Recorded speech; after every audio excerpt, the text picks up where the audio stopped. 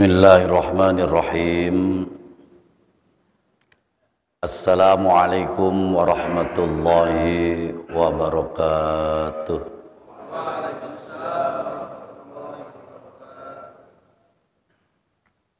Ila hadratin Nabi Muhammad sallallahu alaihi wasallam wa ala alihi wa azwajihi wa zurriyyatihi wa ahli baitihi wa ila ruhi abaina wa ummahatina wa ajdadina wa jaddatina wa ammina wa ammatina wa li masyayikhina wa li muallimina wa li kiyahuna wa ustadzina wa li ahbabina wa li khususun lil marhumin wal marhumat min jamaah Masjid Jami Al-Ikhlas kulluhum syawlillahi lahumul kiramil Fatihah. أعوذ بالله من الشيطان الرجيم بسم الله الرحمن الرحيم الحمد لله رب العالمين الرحمن الرحيم مالك يوم الدين إياك نعبد وإياك نستعين اهدنا الصراط المستقيم صراط الذين أنعمت عليهم غير المغضوب عليهم ولا الضالين آمين رب اغفر لنا ولوالدينا آمين بسم الله والحمد لله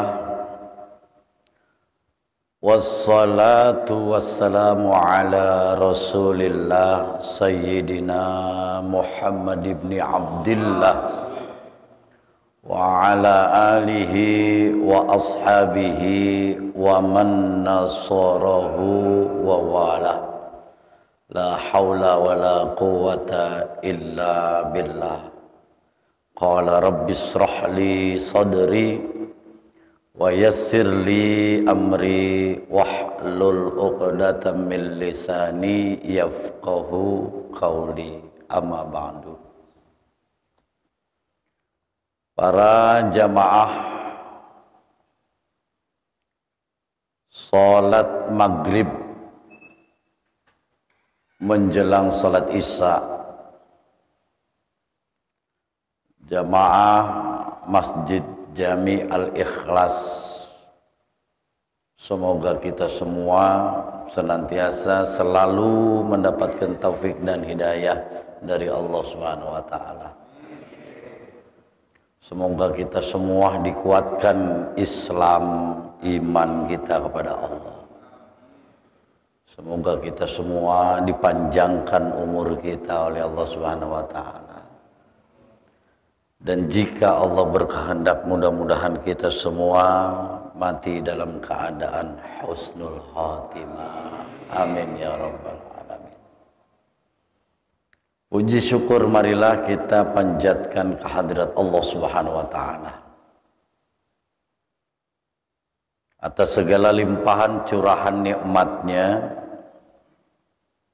atas segala izinnya, kudrat dan iradahnya,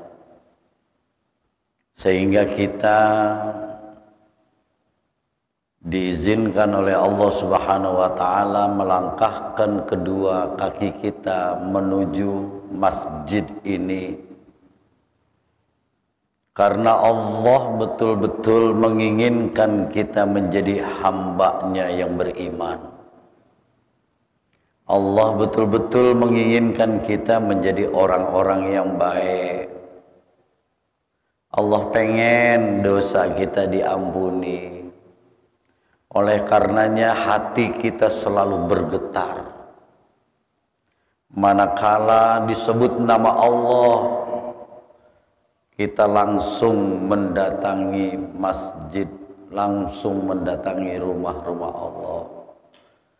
Tak lain dan tak bukan kita menginginkan maghfirahnya, kita menginginkan ampunannya, karena kita sadar tidak ada seorang manusia pun yang terlepas daripada dosa, daripada berbuat maksiat. Termasuk saudara saya, kita semua adalah hamba Allah yang penuh dengan dosa. Mungkin di masa muda kita dulu, ketika Allah memanggil kita, kita masih berleha-leha. Tapi di saat ini, ya Allah, ampunilah dosa-dosa kami, sehingga kita betul-betul diberikan kekuatan oleh Allah Subhanahu wa Ta'ala, bukan hanya menunaikan salat secara berjamaah, namun kita juga menuntut ilmu, mendatangi majlis-majlis ilmu. Maka pasti yang dikatakan oleh Rasulullah sallallahu alaihi wasallam, man kharaja fi talabil ilmi fahuwa fi sabilillahi hatta yarji'a. Siapa orang yang keluar dari rumahnya menuju majlis-majlis ilmu, maka Allah mudahkan jalannya menuju pintu-pintu surga. Alhamdulillahi Rabbil Alamin. Bersyukur kita kepada Allah. Salawat serta salam tercurah limpahkan atas junjungan kita Nabi besar Muhammad sallallahu alaihi wasallam beserta para keluarga, para sahabat, tabi'in dan tabi'at hingga sampai kepada kita semua. Majelis ilmu, bapak-bapak, saudara-saudara sekalian yang dimuliakan oleh Allah Subhanahu wa Ta'ala. Kehidupan ini sifatnya sementara. Hidup kita tinggal menunggu kematian. Siapapun orangnya yang hidup di alam dunia ini, panjang atau pendek, pendek atau panjang umurnya pasti akan habis. Kita akan menghadapi satu peristiwa di mana manusia itu tidak akan bisa mengelak sedikit pun, tidak bisa menolak sedikit pun dengan apapun, yaitu sesuatu yang membuat nafas kita terhenti, yang membuat kerongkongan kita menyempit, yang membuat sekujur tubuh kita sakit. Sebagaimana peristiwa kematian itu telah diceritakan oleh baginda Rasulullah sallallahu alaihi wasallam, bagaimana dahsyatnya kematian itu ketika datang kepada hamba Allah. Manusia tidak akan pernah lepas dengan kematian, sebagaimana Allah Subhanahu wa Ta'ala firmankan kepada kita semua, kullu nafsin za'iqatul maut. Setiap yang bernyawa pasti merasakan mati.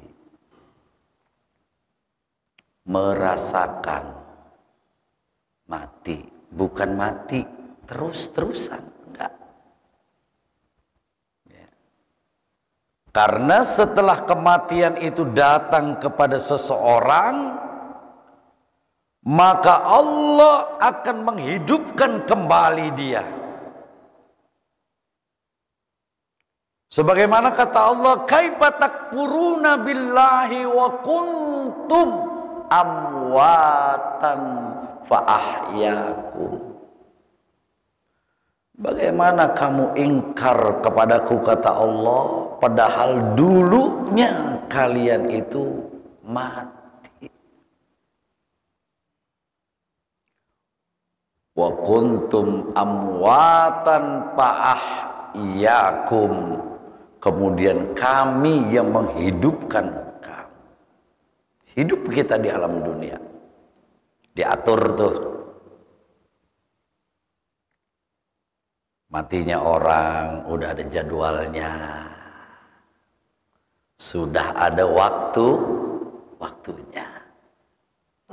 Ada yang 313 tahun. Tuh, kalau yang lama-lama begitu itu dulu, zaman dulu, Pak. Zaman dulu itu umurnya panjang-panjang. Ya. Kalau zaman Nabi Muhammad SAW, kita nih sebagai umatnya umurnya itu pendek-pendek. Baginda Rasul wafat di usia 63 tahun. Umatnya 90 tahun udah ngetop banget deh. Gitu. Pak Edi mau berapa tahun, Pak Edi?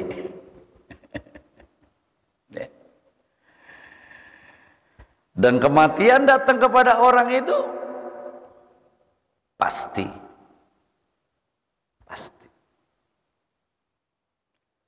Kaifa takfuruna billahi wa kuntum amwatan fa ahyakum summa yumitukum. Tuh. Ya, kemudian setelah kamu hidup, kami matikan kembali. Apakah setelah mati selesai? Tidak. Summa yuhyikum. Kemudian kami hidupin lagi. Summa ilaina turja'un. Setelah semua orang sudah pada mati, dihidupin oleh Allah, kemudian dikumpulin kepada Allah kita semua kembali. Sekarang bukan perkara kematian yang kita takutin, saudara. Ya Pak. Kadang ada orang ama mati takut. Termasuk yang ngomong kali ya. Ama mati rasanya takut. Sakit puyeng sedikit aja udah kacau, Pak. Bawa ke rumah sakit, jangan sampai saya mati. Takut, Pak, orang mati. Orang miskin, orang kaya. Orang miskin takut mati, apalagi orang kaya. Orang kaya takut banget sama mati tuh. Ya, karena dia khawatir kekayaannya ini bisa membuat dia celaka. Bukan hanya dia bisa celaka, tapi khawatir juga kekayaannya itu justru akan memecahkan daripada sanak saudara anak-anaknya gitu. Karena banyak orang yang punya harta banyak ya, ketika wafat belum matinya aja bapaknya udah disuruh ngitung-ngitung hartanya gitu, banyak. Jadi bukan perkara kematian. Kematian mah datang tiba-tiba, nggak mesti nunggu tua dulu orang mati, bener Pak? Saya mah masih muda, biasanya mah yang mati tua-tua dulu, enggak begitu. Banyak orang yang tua-tua Pak. Ada jamaah saya tuh baru aja kasih tanah wakaf kepada saya 1000 meter untuk saya bangun masjid dan pondok pesantren. Usianya 84 tahun masih hidup. Kematian gak mesti tua dulu baru mati, atau harus stroke dulu baru mati. Meskipun yang banyak orang sakit stroke rata-rata matinya duluan. Gitu ya Pak. Tapi banyak juga orang yang lebih parah mati duluan gitu. Yang muda mati duluan banyak, Pak. Yang sakit mati belakangan juga banyak. Yang sehat banyak, Pak. Oh, orang mati mah kudu kurus dulu kali baru mati. Enggak, yang gemuk-gemuk banyak yang mati, banyak mati, Pak. Kalau yang gemuk, ya, karena semakin gemuk jantungnya makin sempit. Jalan sedikit ngos-ngosan udah tuh orang gemuk mah, ya, orang gemuk. Tapi yang gemuk di sini sehat-sehat insya Allah. Jadi atas orang yang beriman itu bukan perkara kematian yang kita takutin, tapi amalan kita yang bakalan kita bawa ini kira-kira udah cukup apa belum. Tuh ya. Yang lagi sakit jangan takut, jangan dipikirin sakitnya, ya Pak, jangan dipikirin. Kira-kira udah pantas belum nih amalan saya, udah banyak belum? Sodakoh saya udah banyak belum? Dosa-dosa saya udah diampunin belum? Tuh. Maka tadi di dalam mukaddimah saya katakan Allah lagi berkehendak sama kita nih.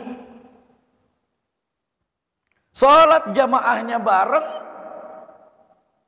Padahal tadi ada berapa sop itu saya lihat banyak banget sopnya itu. 5 sop penuh. Ya, masjidnya penuh nih 5 sop. Apalagi kalau masjidnya kita kecilin segini nih Pak. Wah, sampai ke belakang tuh. Jamaahnya luar biasa. Ini masjidnya kegedean ini, gede banget sih. Jadi kelihatan sopnya sedikit. Ya, kalau kita bikin separoh tuh sampai ke belakang.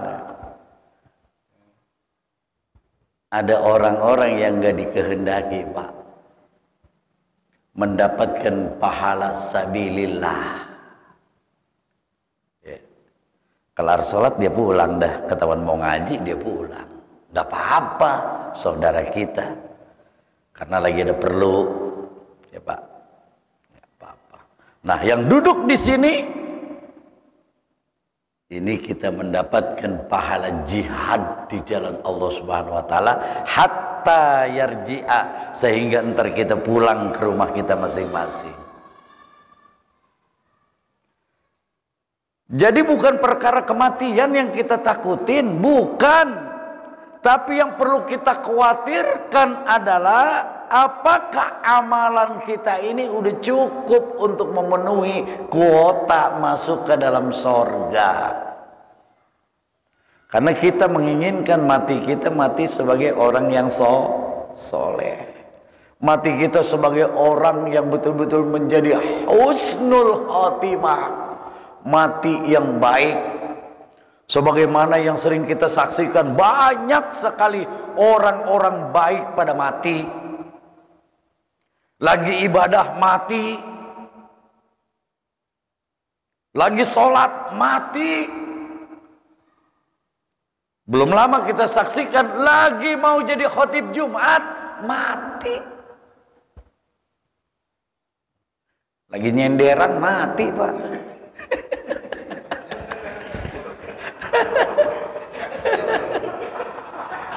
Dia takut nggak mau nyender.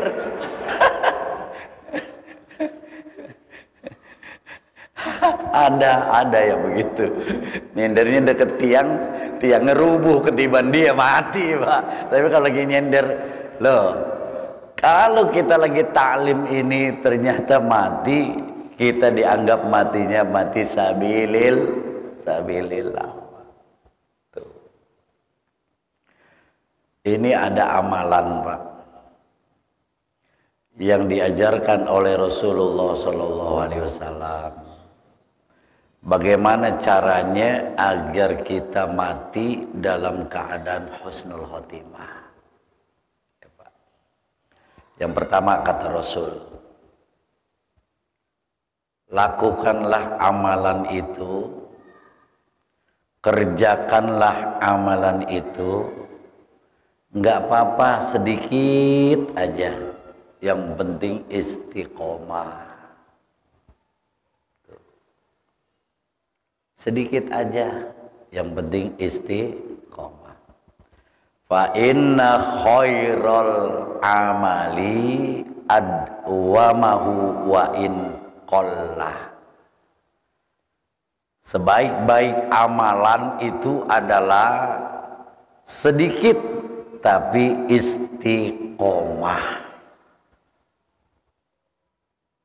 Mulai dari sekarang, sebelum kita mati, lakukanlah amalan-amalan. Enggak apa-apa sedikit, yang penting istiqomah. Istiqomah kan susah banget, Pak. Istiqomah itu susah banget. Contoh, ya Allah, saya berjanji saya akan coba sholat secara berjamaah selama seminggu aja, misalnya begitu, Pak. Getol dia tuh, sehari jamaah, johornya nggak lepas gitu, Pak. Pokoknya saya datang sebelum qomat. Sulit. Istiqomah itu susah. Maka lakukanlah agar kita bisa istiqomah, amalannya jangan banyak-banyak. Dikit aja nggak apa-apa. Yang gampang aja, yang ringan aja. Misalnya contohnya kita seneng kepada sholawat, sholawat aja. Sallallahu ala Muhammad. Kali kalau kita baca sallallahu ala Muhammad, sallallahu ala Muhammad, sallallahu Muhammad, bosen kita, Pak. Pakai nazom nggak apa-apa. Sallallahu ala Muhammad, sallallahu alaihi wasallam, sallallahu ala Muhammad, sallallahu alaihi wasallam. Salawat kita harus duduk, Ustadz? Enggak.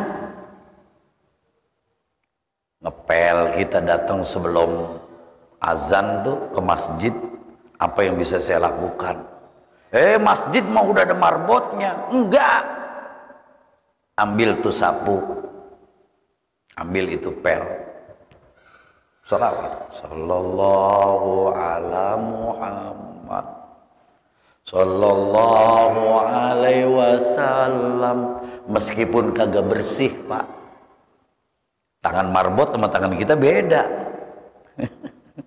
Marbot mah tangannya dua, ini sapu gitu, Pak. Kalau kita mah tangan satu nyapu, marbot mah dua gitu. Sederhana. Mau pulang dari masjid begitu. Kalau senengnya sholawat, sholawat aja. Begitu, Pak. Sambil kita nazomin, sambil kita nimang cucu, ya Pak ya. Cucu kita timang. Jadi amalan itu bukan hanya sholat saja. Bukan hanya sholat saja. Tadi kita sholat maghrib, rakaat pertama sengaja saya bawakan dengan kalimat sholat tahajud. Wa minal laili fatahajjad bihi nafilah. Nafilatallak. Ya. Di sepertiga malam, tengah malam bangun. Sholat aja, jangan banyak-banyak. 2 rakaat aja cukup dah. Habis saya mengantukkan, Ustadz. Ya makanya orang ngantukan mah sebaiknya 2 rakaat aja cukup. Tapi rutin istiqomah. Coba dah istiqomahnya, saya pengennya seminggu aja. Misalnya begitu, rutin aja, rutin. Istiqomah.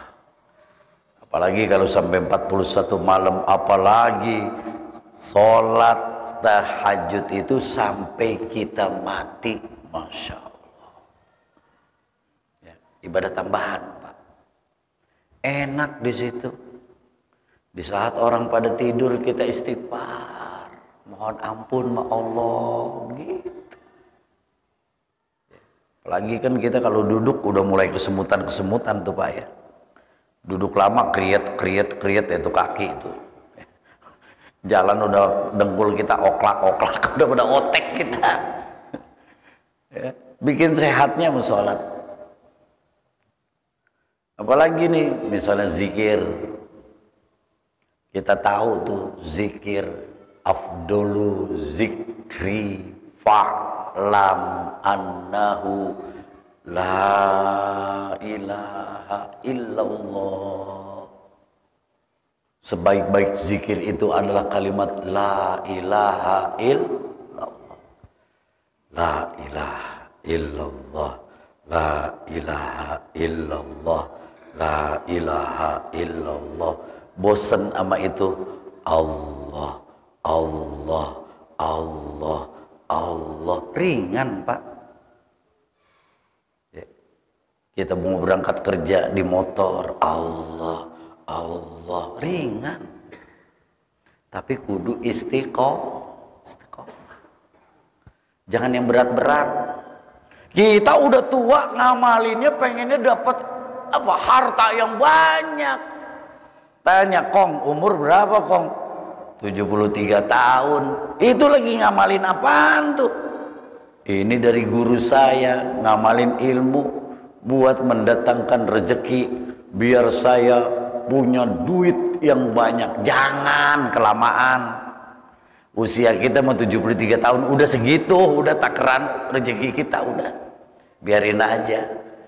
Harus tawakal kepada Allahnya lebih kenceng gitu kan. Umaya tawakal Allah fahuwa hasbuh misalnya. Ya. Siapa orang yang bertawakal kepada Allah maka Allah cukupin tuh kebutuhannya gitu. Kita mah kecil sedikit istiqomah. Lalu yang kedua, mulai dari sekarang itu kan kita sadar, kita tahu betul Pak, bahwasanya dosa yang kita lakukan kita sendiri yang tak tahu. Begitu banyak. Kalau sekarang kita duduk di sini dimuliakan orang karena Allah lagi nutupin aib kita. Aibnya ditutupin. Coba dah kalau aibnya pada dibuka, waduh, ya Pak ya, kita nggak jadi orang yang mulia.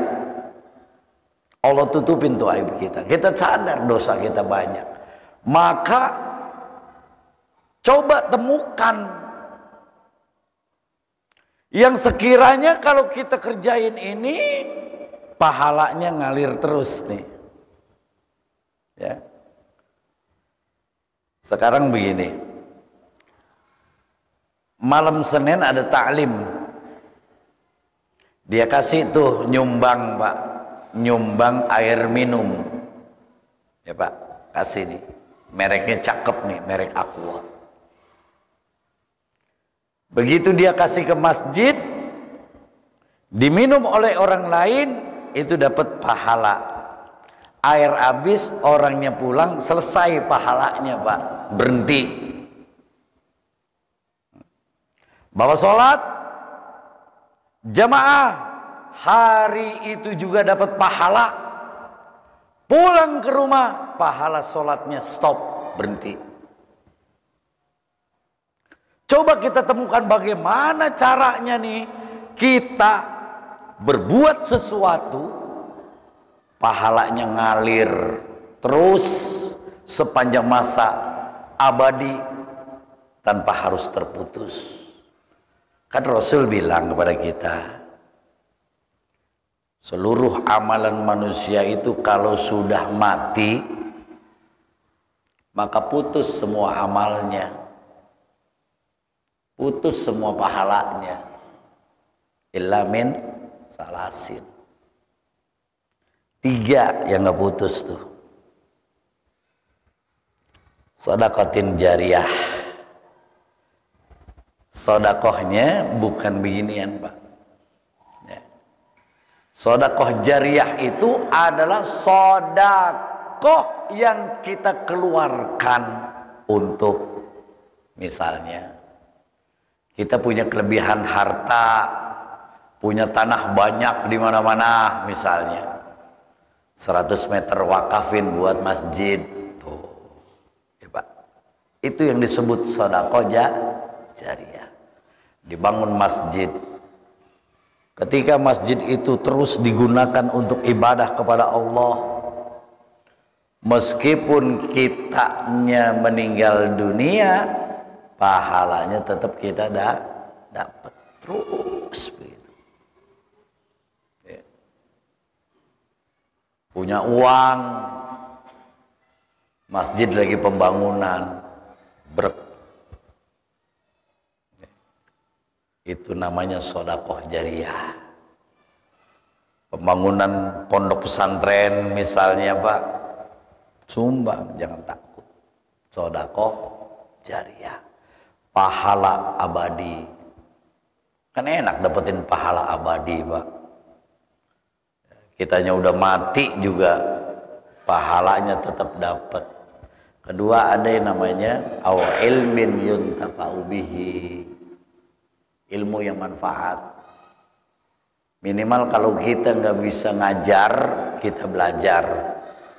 Kalau nggak mau belajar juga mustami'un, dengerin aja. Ya. Kalau nggak bisa denger juga muhibbun, cintain tuh majelis taklim. Saya nggak bisa ngaji karena saya harus menunggu warung. Mustami, mereka mustami tuh, Pak.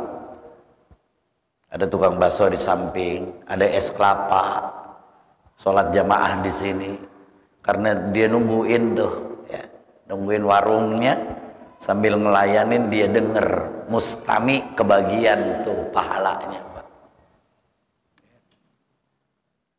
Atau dia tahu bahwa habis maghrib setiap malam Senin ada taklim, tapi karena masuknya kerja dia ntar jam 8 malam, dia pulang tuh, dia berangkat kerja, tapi dia cinta dengan majelis taklim, dapat juga kebagian pahalanya.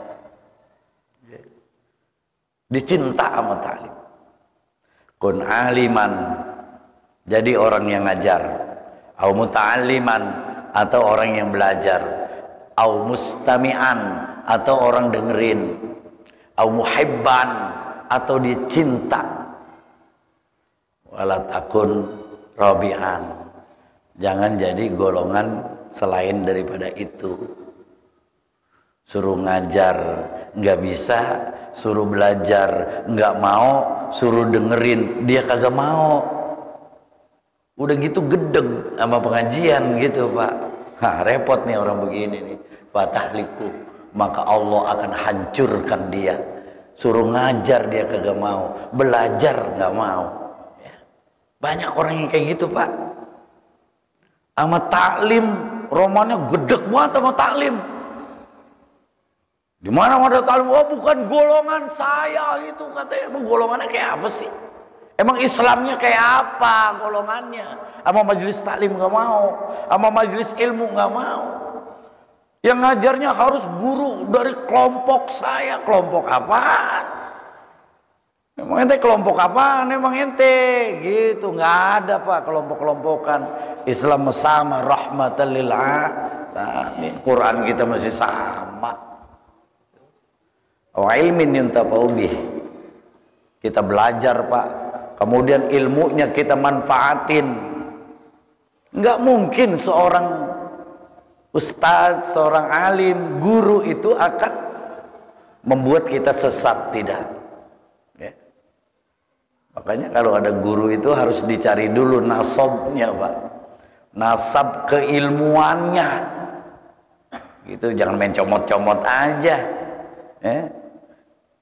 Sekarang orang banyak mengaku ustadz tapi keilmuannya dangkal, Gitu. Aw ilmin yuntafa'u bih. Kita punya ilmu, kita amalin, manfaatin tuh. Maka selama itu pula Allah akan memberikan pahala kepada kita, pahala abadi, nggak bakalan terputus. Meskipun kita telah meninggal dunia, meskipun kulit kita udah pada lepas, meskipun kita udah jadi tengkorak, meskipun badan kita sudah pada hancur, tetap terus dapat pahala, Pak. Seperti itu. Awaladin salihin yan'ulah. Atau ketika kita punya anak, kita cetak anak kita menjadi anak-anak yang soleh dan yang soleha.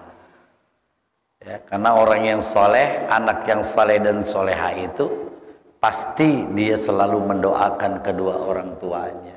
Termasuk kita nih, anak-anak yang soleh, nih kita.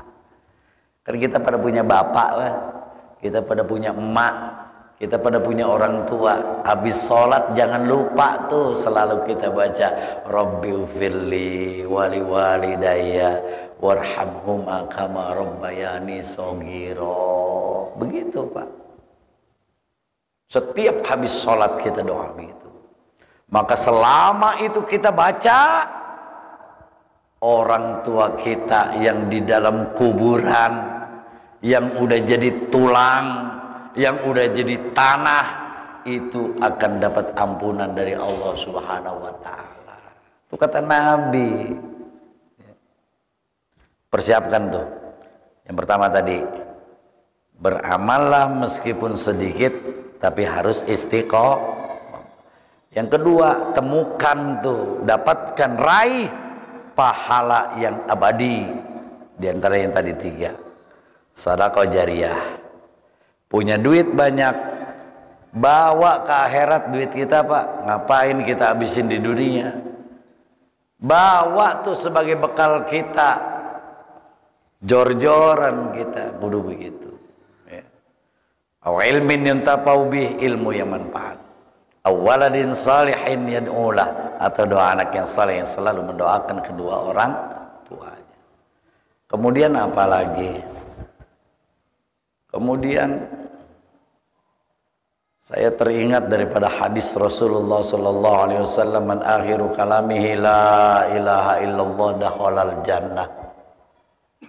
Oh, siapa orang yang mampu di akhir kalimatnya, di akhir umurnya, di saat dia sedang sakratul maut, di saat dia sedang nazah, dia mampu mengucapkan kalimat la ilaha illallah dakhalal jannah, kata Rasul, maka orang tersebut akan masuk ke dalam surga. La ilaha illallah. Mudah, Pak. Mudah sekali. Tapi kalau tidak kita biasakan akan terasa sulit. Karena kalau orang mau mati itu boro-boro kita bisa bicara, Pak. Dadanya sempit, kerongkongannya sempit. Seperti itu, Pak. Ini ada di dalam keterangan kitabnya. Sulit. Maka upayain, inget banget nih. Kudu kita inget. Pada waktu kita taklim nih, pada malam hari ini, saya teringat dengan ucapan bahwa siapa orang yang mampu mengucap la ilaha illallah di saat dia sedang sakaratul maut, pasti masuk ke dalam surga. Mungkin, saya bilang mungkin, nanti ke depannya kita bau seperti itu, Pak, selalu ingat. Maka kita ketika kita lagi sakit banyakin tuh la ilaha illallah, la ilaha illallah. Bukan kita malah banyakin panggil anak-anak kemari, kenapa harta bapak nih, katanya gitu. Kenapa Pak, no tanah yang sebelah sono buat lo, gitu Pak. Padahal udah ngap-ngapan. Kamu sini, ya Pak. Anak yang kedua, waduh, alhamdulillah. Alhamdulillah dia bilang, Pak. Alhamdulillah mau dapat tanah nih tadi. No, ada tanah yang di Sumarekon. Wah, gede jatah saya. Itu jangan dijual, kata bapaknya. Kenapa, Pak? Tanah orang. Iyalah, masa saya mau jual tanah orang, Pak? Gitu ya. Masya Allah. Kadang kita mau mati sibuknya sama dunia. Maka ingat sama ta'lim ini harus kita ingat, Pak. Kalau kita udah mau berasa, dada kita udah nyesek, napas kita udah di kerongkongan, udah, jangan yang lain kita omongin. Nggak usah kita bilang sama bini kita, Ma, tolong dititip anak-anak kita. Nggak usah. Ya. Ma, tolong nanti rumah ini jangan sampai ada perebutan daripada warisan-warisan kita ini. Nggak usah, Pak. Nggak nyelamatin kita. Yang nyelamatin kita itu adalah ketika kita mampu mengucapkan kalimat La ilaha illallah. Kalau la ilaha illallah nggak bisa mampu napas kita sampai di situ, cukup katakan Allah, segitu aja cukup. Karena khawatirnya kalau dipaksakan la ilaha, mati, Pak. Baru la ilaha, mati, repot tuh. Dia membuat kesaksikan la ilaha, tiada Tuhan, mati. Padahal Allah ada. Ya. Jadi kita atur napas kita. La ilaha illallah. La ilaha illallah. Jangan begitu nyebutnya, kepanjangan. Ya. La ilaha illallah. Kita ngerasain ketika nih napas kita udah di sini, udah cekluk, cekluk, cekluk, ngomong langsung Allah, Allah, Allah. Bapak mampu seperti itu, fadakhalal jannah, masuk ke dalam surga. Ya Pak. Jadi nggak usah takut, apa mati nggak takut, jangan. Datang semua pada kita, ya, gitu. Udah waktu Isya, mesti banyak saya pengen ngomong, udah Isya. Saya seru banget kalau ngomong mati, Pak, resep saya, Pak. Biar bapak-bapak nggak pada sama hubud dunianya itu harus berkurang gitu. Ya, iya, hubud dunianya kita kurangin udah. Dunia itu cuma panggung sandiwara, jangan sampai kita ketipu. Mudah-mudahan tertawanya kita nanti bersama di dalam surga Allah SWT. Mudah-mudahan ya Allah, saya ingin sekali dikumpulkan dengan jamaah, kita bareng-bareng nanti saling bersendang gurau di dalam surganya Allah SWT. Saya doakan mudah-mudahan saudara dan saya panjang umur, sehat walafiat. Ketika nanti Allah kehendaki buat saya dan buat saudara, mudah-mudahan kita mati dalam keadaan husnul khotimah. Mudah-mudahan di akhir napas kita mampu mengucap kalimat La ilaha illallah. Wallahu muwaffiq ila aqwamit thoriq. Assalamualaikum warahmatullahi wabarakatuh.